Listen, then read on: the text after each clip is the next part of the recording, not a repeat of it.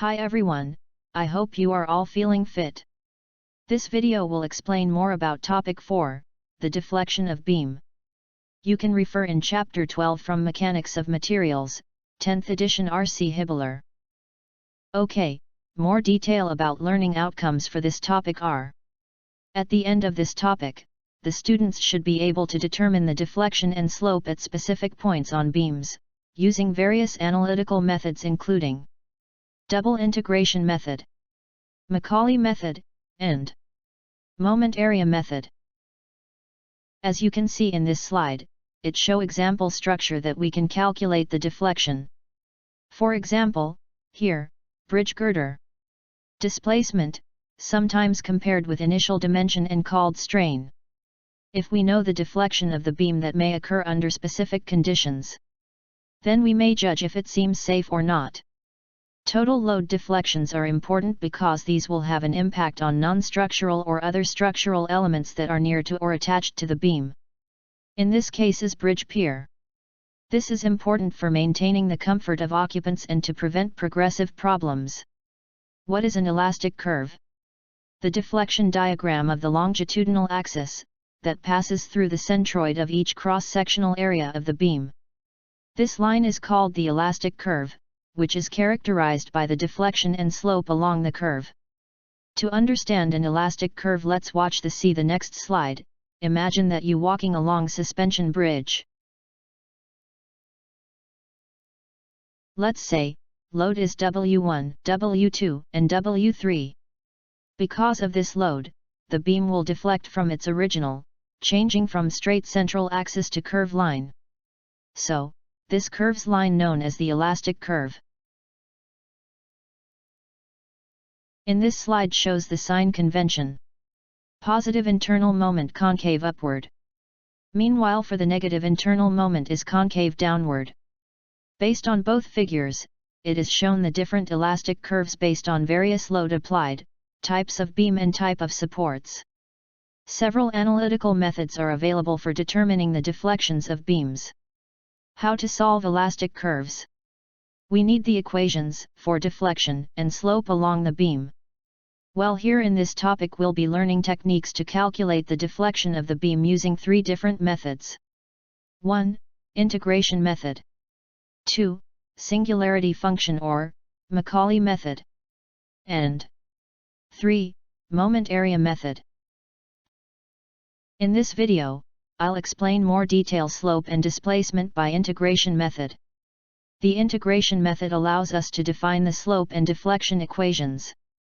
We start with this second-order linear differential equation for elastic curves. The formula is EID power of 2v divide dx power of 2 equals m, x, where m, x, is the internal bending moment along the beam, which expressed as a function of x.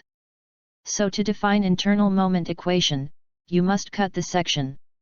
For most problems, the flexural rigidity, EI, will be constants along the length.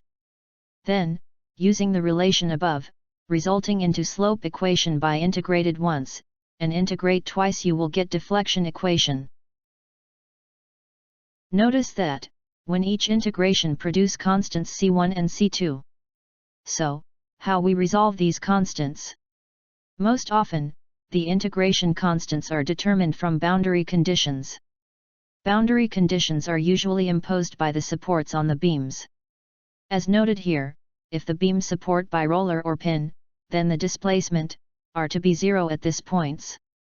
At the fixed support, the slope and displacement are both 0. This also can be seen when you draw the elastic curve.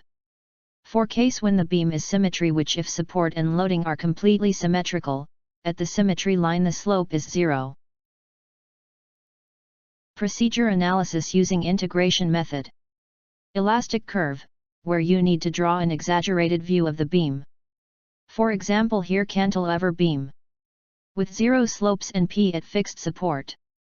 So you draw the elastic curve like this. For simply supported beam here. 0 defection at pin and roller support. Therefore, the elastic curve is like this. For second step is Find the moment function.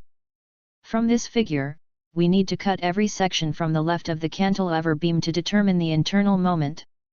For first cut, the internal moment 1 is equal to px. For second cut, the internal moment 2 is equal to negative px minus p times x minus 2.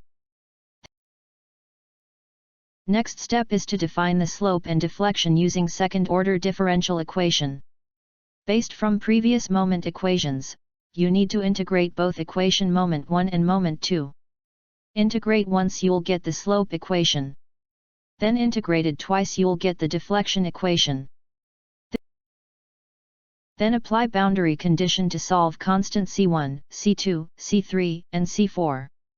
Based on previous cantilever beam, the value by imposed the supports is when deflection equals 0, and slope equals 0. The integration method might seem long and complex, but don't worry. It is easier than it looks.